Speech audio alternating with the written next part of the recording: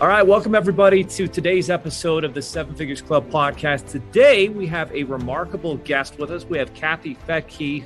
She and her husband, Rich, are the co-founders of Real Wealth Network. And this is a network that has changed a lot of people's lives for the better over the last decade plus. Kathy specializes in teaching people how to build multi-million-dollar real estate portfolios through creative finance and planning. She is passionate about researching and then sharing the most important information about real estate, market cycles, and the economy. She is author of the #1 bestseller, Retire Rich with Rentals.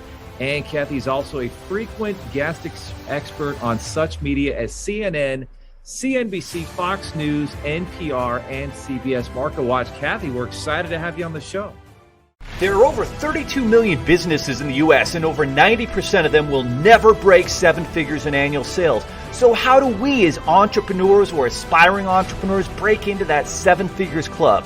This podcast will relentlessly share the secrets, strategies, and tactics I've used to create 3 multi-seven figures businesses and bring in even more successful entrepreneurs than me to share their inspirational stories and tactics to success.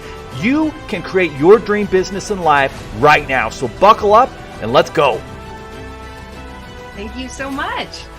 So Kathy, I was reading through a little bit of your and Rich's story, and it sounded like 13 years ago, something crazy happened. That's usually what helps us all make a massive change in our life. What happened to you and Rich 13 years ago that kind of changed everything for you?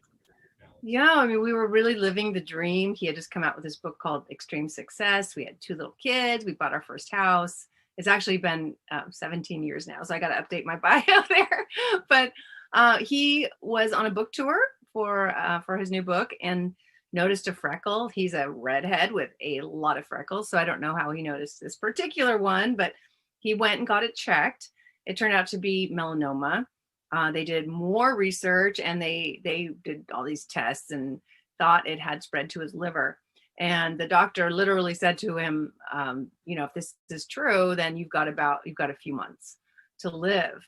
The medicine wasn't what it is today. It's obviously evolved a lot since then. So Rich made this mistake of going online and looking up melanoma, and it was very deadly. And so it was terrifying. Here we were at the top of our game, and bam, it felt like starting over. So much of the money we had saved, we did what we were told. We put 10% of our money into emergency savings, 10% into like vacation fund, 10% into investing. But that goes real fast when you have a terminal illness. Fortunately, fast forward to today, he's healthy, he's fine. We do get him checked regularly to make sure, because he's still out in the sun all the time. But but it was that moment. So the doctor misdiagnosed that, it sounds like, huh? Maybe, but they did some treatment and whatever it is, they cut a lot of it out. And yeah. So he is fine. I mean, he has to be checking on it regularly because, So what did you guys change financially? Because it sounds like this crazy thing's happening. Fortunately, everything worked out and he's in good health. God bless him. But now what? Now, what did you guys do? Because you started to make some really big financial changes too, in terms of your mindset and what you guys had been told. Absolutely. It was such a shock. I refused to believe that the doctor, I refused to believe it. But so I just thought, well, how can I at least take this burden off of him? He had been the breadwinner. I came from a generation where that was kind of the case, and I had always had a job. I had worked in the news, actually in the media as a reporter for many years, but, quite honestly, it doesn't make that much money when you're not the main anchor person, so my money just paid for our extras, our vacations and our dinners and stuff. So all of a sudden I was stepping into main breadwinner, wanting him to, if the doctor was right, let him have the best 6 months of his life. Again, we didn't let our minds go there. That's so important in everything, to just stay focused on the prize, stay focused on the goal, perfect health, 100%. Great wealth, lots of love, all the things you want, focus on that. Don't let your energy go to anything else than what you truly want. So that's what we did. And I had been in the news, as I said. I quit that when I had my second child because it was just too much. And I really had become a stay-at-home mom. But I kept this little radio show on the weekends that no one listened to because it was really not that good. It was just me sort of blabbering. But all of a sudden I had a focus, and it was like, how do I make money? And not just money. I still wanted to be a stay-at-home mom. I still wanted to raise these kids. So it was like, how do I make money passively? I'd heard this thing. I thought maybe it's real. One way to find out, I'm just going to start interviewing people. And that's what I did. I had this platform, this little radio show, and I just started interviewing people who had created what I wanted, which was assets that just make money for you, right? It's like someone is out there doing that. Why can't I? And that's what I started, the Real Wealth Show many years ago, just finding out this little secret that a certain group of people understood. And still today, here we are, fast forward, there's still a very small group of people that really understand that concept. So there is, but since that day, you guys now have grown to, is it 50,000 plus members in your community? Yes, we started a little network. We call it the Real Wealth Network, because at the time, this was kind of before YouTube, before podcasts. Yeah. I was on the radio, and any kind of real estate education was either in books, which is great, but late night TV or these little real estate clubs where you would go and try to learn about real estate, but then someone would try to sell you something and you'd run to the back of the room and buy it and then find out that didn't really get you where you wanted to be. I mean, maybe 1% of that group would, but we just thought, well, people need to know this information. So we started the Real Wealth Network and brought in these people I would interview into meetings where people could meet them. And it was shocking how willing successful people were to share their secrets. We didn't sell anything. It was just literally, let's learn this together. And since then, yeah, it's, I think we're at 57,000 members now. But the real game changer on that was when I had Robert Kiyosaki on, author of Rich Dad, Poor Dad. You know, okay, got to read that book, right? This was back in those 4 quadrants going. That's right. You got to do it. You got to read it. So he said, you know, I just said, what are you doing? You know, how are you creating passive income? You know, Mr. Cash Flow guy. And he said he had bought a lot of properties in California because he could see the demographics there and the job growth and so forth. But this was, again, 2005, and prices had nearly doubled, you know, in just a few years. And he said, it's not sustainable. These loans, you know, we know the story. These loans are not good loans. People are they're liar Wow. loans. He was saying that in 2005. 2005. Wow. He had great foresight. You know, in retrospect, it wasn't too hard to figure out if you paid attention, because it shouldn't have been, but not very many people did. Not very many people, but they knew exactly when these loans would reset. They knew. And he, you know, all you had to do was look it up. And so he knew that it was going to kind of start around 2006, but really hit hard in 2008 and 2009. Yeah. So he basically said on the show, I sold everything in California and I 1031 exchanged it to Texas, where they didn't have so many crazy loans, had very strict lending laws there. Yes, that's true. And it was cheap, you know, and the jobs were going there. So you had this combination of all these jobs were moving there because of the tax benefits for businesses. And then all the people went to get those jobs. And yet real estate hadn't caught up, which is something we kind of talked about before the show, is it takes a while to build. You know, you can't just like throw 1,000, 2,000, 5,000 homes, get them built overnight. It doesn't work that way. When you had all these jobs going to Texas, you know, property was still cheap. But at the time, people thought, oh, nothing's ever going to happen in Texas. So he was very, again, like you said, he had so much foresight on this. And we thought, well, if it's good enough for Robert Kiyosaki, it's good enough for us. So Rich and I flew to Dallas. And were you guys living in California at that time? Or okay. Yeah. Okay. And it didn't make sense. Like I agreed with him. Like, I can't find anything that cash flows. The only kind of cash flow that we knew in California was the negative variety. Like, no question. There's plenty of cash flows. It was hope the property keeps appreciating, but you're going to not make any money on the rental. In fact, you're going to lose money. You're going to feed your property. It's going to cost you to own it. And your hope is that you'll make a bunch of money in the end. Yeah. But what he saw was that, no, you're going to feed this property negative. It's going to cost you to own it, and it's going to lose money and value. Oh. So it's like, so we did it. And this was back when loans were like 0% down for investor loans. Yeah. Unlimited. So we went to Dallas and bought 5 properties in one weekend. They were $140,000 in Rockwall, Texas, which was just the cutest little town. We knew a new freeway was coming in. Kathy, how much are those homes worth now? Probably 400, about 400. Oh my goodness. Yeah. Dallas has just grown like crazy for the last decade. That's amazing. It was really just like, it was the opportunity like you're providing today. I was doing then, which was just finding out what people are doing who know what they're doing, right? So I just did what he did. If it's good enough for Robert Kiyosaki, it's good enough for me. Then we went back about 5 more, and then 5 more after that. Again, it was no money down back then. It was a little bit easier to do. But, people can do it today. But I talked about it on the Real Wealth Show, and suddenly we had our phones blowing up with people saying, I want to do that. Show me how to do that. So we gave them our, property manager information and the real estate agent. And I was like, wait a minute, there's got to be a way to make a business out of this. And so I got my real estate license, and we created a referral-based business where we would find really good real estate agents in these different hot markets and just do a co-broker situation. That's what ingenious happened. So as we kind of rewind and synthesize the formula you guys created, and this is the mistake that so many people make, is they try to recreate the wheel, but you said, let's just go reach out to the people who are already doing what we want to do and doing it successfully. In your case, you were looking for people who were making passive income, and how were they doing it? And it looked like a lot of them were doing it different real estate property and opportunities.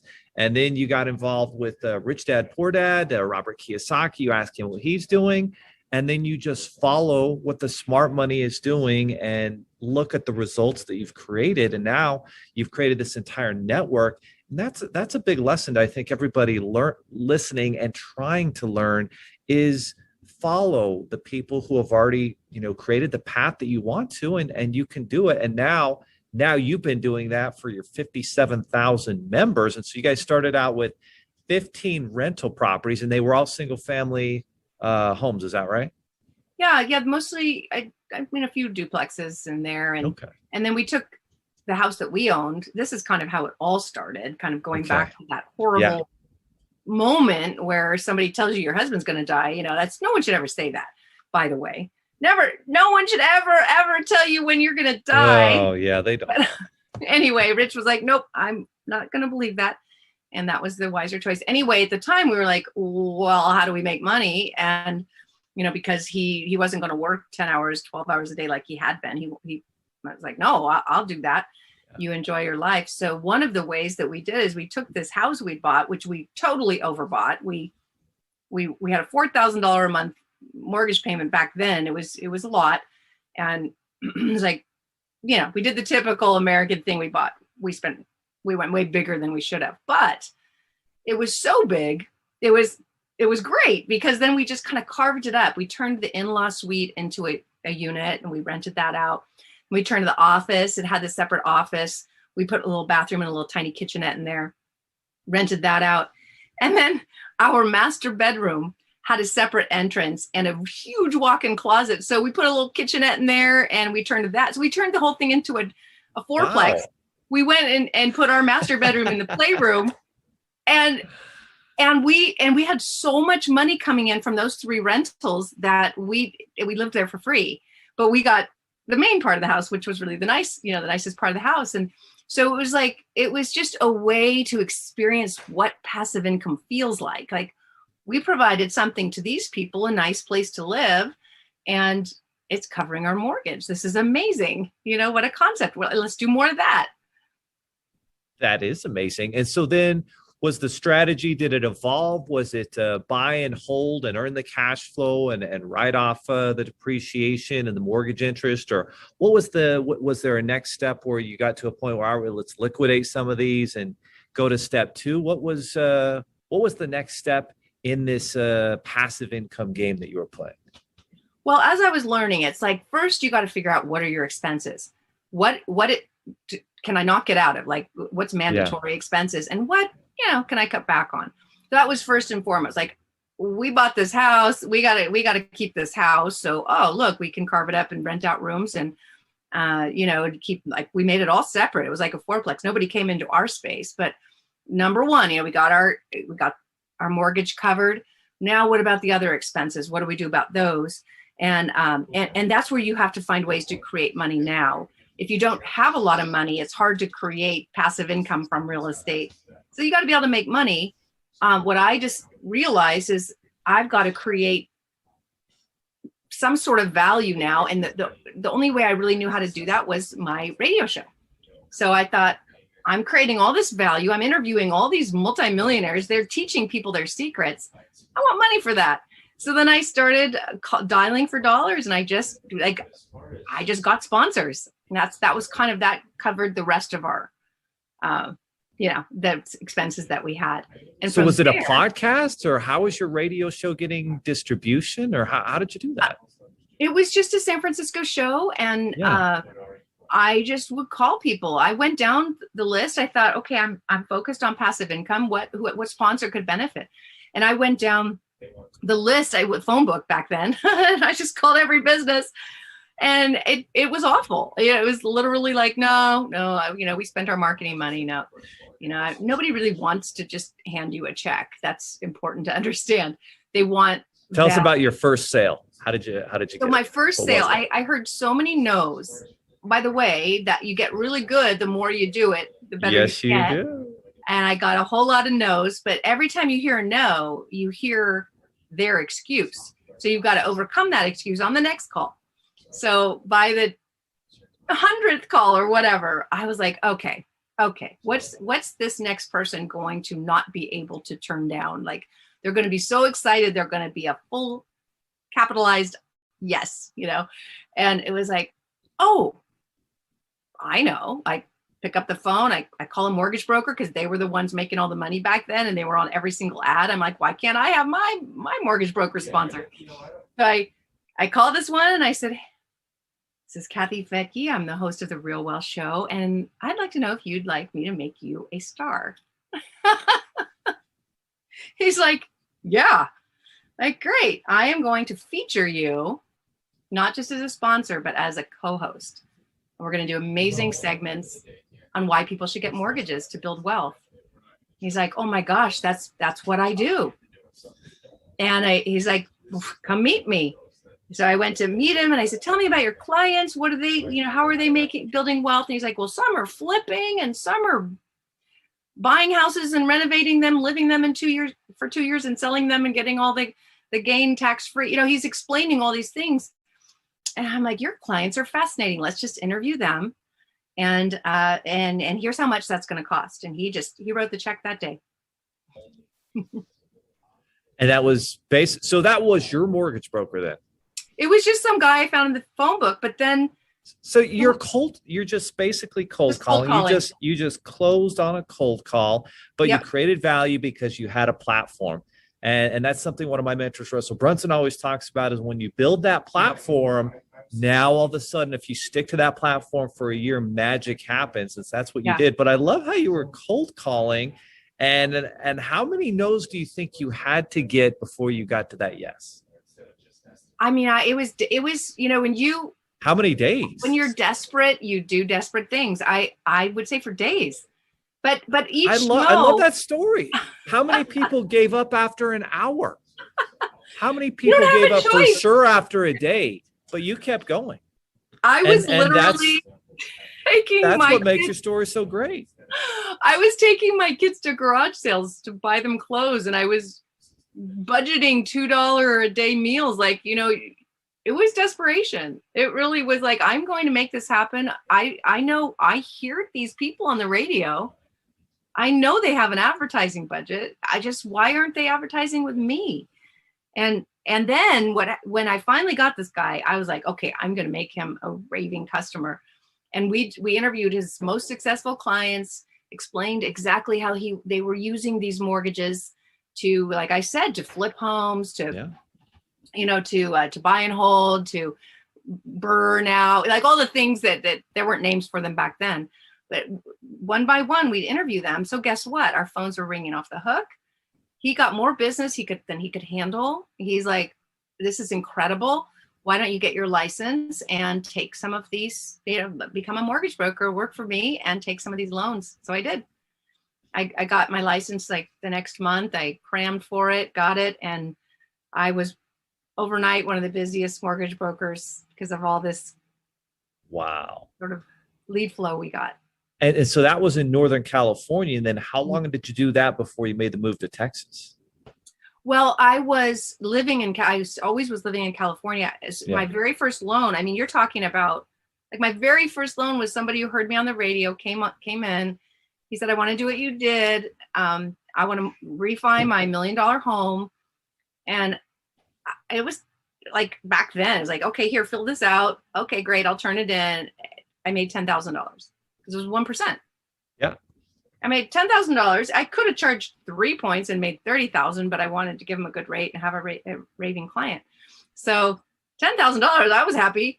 And then, he was going to take the money and the cash out refi and go buy a bunch of houses in Texas. So we stayed in California, and that became our platform. I see. So then the strategy was to get the money, not necessarily move, but hey, there's better opportunities in Texas. And then you started getting those rentals, and then you're teaching other people how to do it, but you're providing the tools and the financing. And that's exactly it. It was like, here is how we've done it. We're going to share it all with you. Here's the lender we used. Oh, that's me. Here's the agent that we used in Texas. And, again, that would be a broker to broker relationship with us. So we would also make money, but it had to be a really great broker, right? And Texas who understood it. So I had to train the real estate agents because they didn't necessarily know what to look for in a good rental. Yeah. And then we needed to have a really good property manager in place, really good insurance, a great LLC guy. So it's like we were able to become this one-stop shop for people who live in California. And we're very clear that nothing in California made sense, but they didn't want to move. They had to understand and learn how to invest somewhere else out of state, and manage it well when they didn't live there. So now, was all that, that was before the recession of 08, 09 then, yeah? Yeah. So now what happens when that recession hits and values are struggling and things aren't selling? Then how did you pivot? How did you get through that? Well, fortunately, we helped a lot of people avoid complete and total disaster, because I'll give you one example. One woman she came to us, she heard me again on the radio and then on my podcast when it became a podcast. And she had 3 properties in Stockton, California in 2007. And they were like $400,000 each. They were just dumps. They were just always in need of repair, old, dilapidated. They rented for $1,200 each. Mm-hmm. And so she's like, I heard you on the radio and you said real estate is the key to passive income. It's been nothing like that for me. And I said, well, because look, you have these old properties that are always breaking down. You're the property manager. You're not good at that. She wasn't. And you're not making any money, but if we helped you sell those, that's a $1.2 million portfolio. We can get you into like 8 homes in Dallas, and there'll be very nice newish homes. You won't have to, have all those repairs. So she did it. She sold those 3 homes in Stockton. She bought 8 in the little neighborhood we were in Dallas. She quintupled her cash flow. She quit her job and was able to retire, which is why she had originally bought real estate. And a year and a half later, the market collapsed and her California properties were worth about $75,000 each. They went from 400 to 75. Stockton was the worst hit in the country. Wow. because there was so much Bay Area, San Francisco Bay Area money trying to find yield, trying to find deals. So they were going to Stockton, way overpaying. And when the market collapsed, you know, it was, so she avoided complete catastrophe. And then and then those properties she bought in Dallas only increased. So the areas that we helped people buy in did really well. So we kind of kept going, but then I realized, wow, there's a lot of opportunity. So I just got on a plane and started going to all the areas that seemed to be hit the hardest, like Tampa, Orlando, Cleveland, Indianapolis. We were taking, I'll tell you what happened. Rich, my husband, took my radio show, and right when podcast became a thing, I think it was, you know, it was like no one even knew what that word was. He took my show and he just uploaded. He goes, "Oh, honey, I just put you on this new thing called a podcast. Your San Francisco show." I was like, "Oh, cool." The next day, I had listeners in 27 countries, and one of those countries. Oh, I know. He was like, he's brilliant in the technology realm. So one of those listeners was in Australia, and Australia didn't have, like, basically during our crash, their dollar doubled. And they didn't have the downturn. So they had all this money. Their money was worth way more. So I got flown out to Australia to meet like a room full of 1,000 investors going, "Here's money, please buy me real estate." And I was like, I don't do that, but I should. So then they came out. I'd have bus loads of 50 Australians. We'd go cruising all through America. I help them buy properties. And so what kind of properties would you help them buy? Oh my gosh, we were buying $30,000 homes in Kansas City and Indianapolis and Cleveland. Those are probably worth 4 times that today. And right off the bat, when a home's that cheap, what was the worst case? They were already cash flowing from day one, right? You know, it was a hard time. Most were fine, but those were the days when you'd have a street of just foreclosure after foreclosure after foreclosure. Yeah, for sure. Just decimated. And so it took a while to turn those neighborhoods around. So you might think you had a good tenant, but you know, it was tough. So they had to kind of work with that, knowing that we're going into a war zone, really. It's like, so I just let them, I mean, they're coming in with cash. So like, they don't get rent for a little bit. So what, you know, we were cleaning up these neighborhoods, which is what we would literally come into these neighborhoods with bus loads of Australians just loaded with cash. We would just buy every single house, fix them up, and restore these neighborhoods to what they had been. But they were renters instead of owners, right? So somehow Goldman Sachs heard about that, and I won this award in 2012, one of the top most intriguing entrepreneurs for doing this. And I was in a room with 100 other people, including Elon Musk and the founders of Uber, and didn't even know what Uber was at the time, but it was like, oh yeah, we decided, we thought it'd be, you know, jumping people's cars. You know, we were tired of waiting for taxis. So anyway, it was amazing. It was like, that's unbelievable. So what award show was that?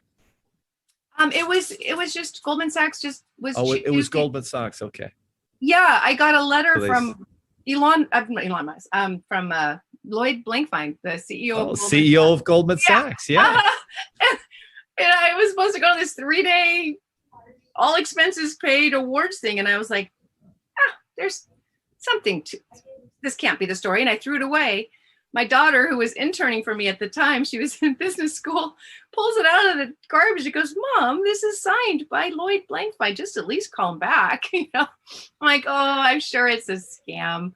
But I call and they're like, no, we just want to award you for helping fix America's housing situation. And okay, so I went and I pull up in my little Prius and get out of the car, and I'm greeted with a glass of champagne and a plate of strawberries, and this man with this, all these men with suits are there, and like, I don't know why I'm here. I mean, Goldman Sachs, I kind of feel like they caused this whole meltdown.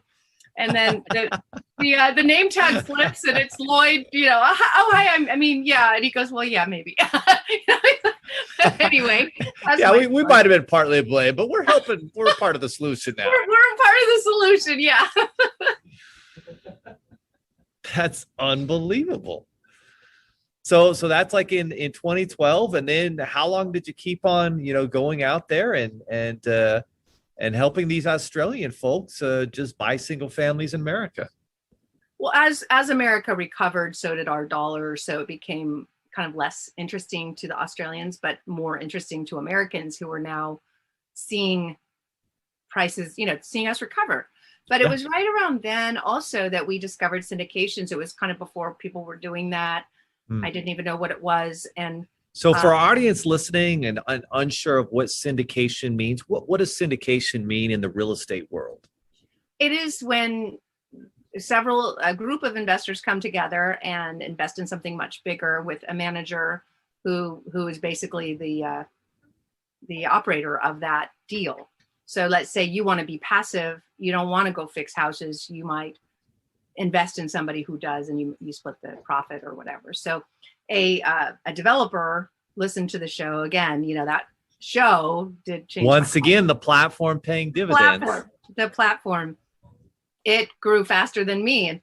And so this developer says, look, I understand you have a large audience now. We can buy land for almost nothing. Back in 2012, no one was buying land. It was so cheap. No, it was for sale everywhere because so many developers, I knew a lot of them, and they did. They lost a lot of those properties. They couldn't sell them. They couldn't do anything with them. They had expensive loans on them, and That's it. If they had any loans on them at all, their land was worth nothing. They were gone. So he said, I've been developing for 40 years. I'm retired, but I can't sit around and watch land be free, So he's like, can you raise money? I'm like, oh, I don't know. And so I get a syndication lawyer, and he's like, of course, you set up an LLC and people invest in it and you buy land and tell them what you're going to do with it. And they get a preferred return, or you split the profits, however you want to set that up.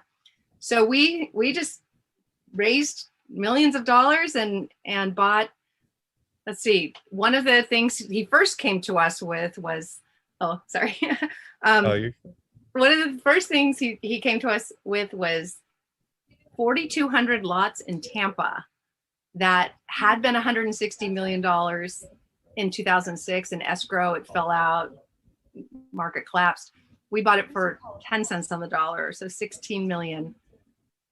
We have since redesigned it from golf course to like a crystal lagoon, so people can kind of paddleboard around the property. And that is our business plan there is just to sell lots to builders in bulk, and that's called the Murata now in Tampa. And of course, the timing is phenomenal right now to have that many lots for sale. Then we. So did you just barely start selling those, or when did you guys start selling those? It took. This is what I mean. Like, people don't understand how long it takes, especially with something that big, 4,200 lots. We wanted it to be magnificent, and so we had to change the entitlements from golf course to water. But I think we started selling off the lots last year, and then this year, of course, when COVID hit, it was like, uh-oh, do we mistime it? Yeah. Are we just like, every 10 years, you go through these cycles, or did we miss it? And then this cycle went the other way. Real estate just got hotter and hotter, and people wanted to build more, and banks hadn't made bad loans, so that was good timing. And it was nice at Tampa and Tom Brady to win a Super Bowl. That probably didn't hurt. Yeah, no, it's really good timing. We've done lots of things like that. So how many cities do you have these developments and syndications going on? That's massive, 4,200. How many investors do you think were part of that? That's the thing, is that because I had built this platform, I could have a lot of investors put in a little. So that's what I would tell them. I would have a $50,000 minimum, and so it's hundreds of investors, which can be difficult to manage, but it's not that difficult these days. You just hold webinars, and you keep them on your list, and you put everything uploaded on the website and give them quarterly updates and occasional tours. They like to go out and see it. So a lot of investors. Yeah. But then I'll say, just put a little bit in because we're going to have another project in Park City. Let's, do that one. So put 50,000 in that one, put 50,000 in this one, spread it out, diversify. Oh, just down the street from us here in Park City, Utah. Yeah. Yeah. We have we're doing a development. We bought land years ago right next to what is now Woodward. Yep. The Action Center. So right when you're on the freeway, right before that, you'll see a little development there. And we're just coming online with that too. And the timing is good. Amazing. That's good timing. Wow. Unbelievable. So for everybody listening who's dying, how can I work with Kathy? How can I get involved in her syndications? How can I do anything she's doing? What should we tell them? Thank you. Real Wealth Network is our website. You can just get access to lots of free data on different cities, where jobs are moving, where we think there's a great opportunity. I mean, Utah is obviously one of the fastest growing place in the country, and had the best, employment over the last year. I mean, so that we did. Yeah. So we have this part on our website that basically talks about all the different locations that we really see great potential. And then the Real Wealth Show is my podcast. So realwealthnetwork.com and Real Wealth Show. Wow. Unbelievable. So yeah, I'm on realwealthnetwork.com, guys, right now.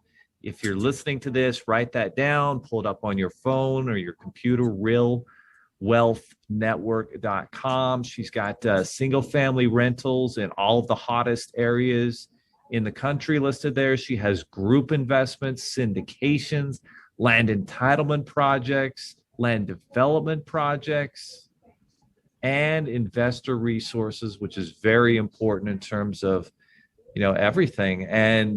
And it looks like you're just an absolute resource, and come work with you. I mean, that's kind of how it is. Yeah. It's not like one of those groups where, well, we need $25,000 for you to just be part of the group and to get some training. It doesn't seem like that's how you roll.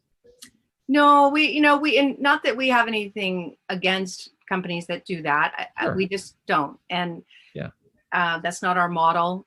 I just wanted to sort of always be the anti-guru, basically, that like come here, learn from others, and invest when you're ready. Invest when you've got enough education and you're ready. Wow. Well, Kathy, I'm blown away. You're delivering so much value, but that's the thing people don't understand. When you deliver that much value, it comes back tenfold, and it seems like that's what it is. To come from, where you were a stay-at-home mom, you had this little radio show, you had this crazy moment in your life where everything could change for the worse, and you went and you cold called, and now you've built an empire and you've impacted so many lives. Like, it's just an amazing story. So if you're listening, go to realwealthnetwork.com and do whatever you can to be involved with Kathy and her husband, Rich, and the amazing network. And that's what it is, right? It's a network. And what do they say about your wealth? What does Rich Dad say about your network? Your net worth is your network, I think is maybe somebody says that. Yeah. And I think you've certainly found that to be true. And now just amazing. Well, Kathy, what else can we say? That's just an amazing story. And let's go to realwealthnetwork.com.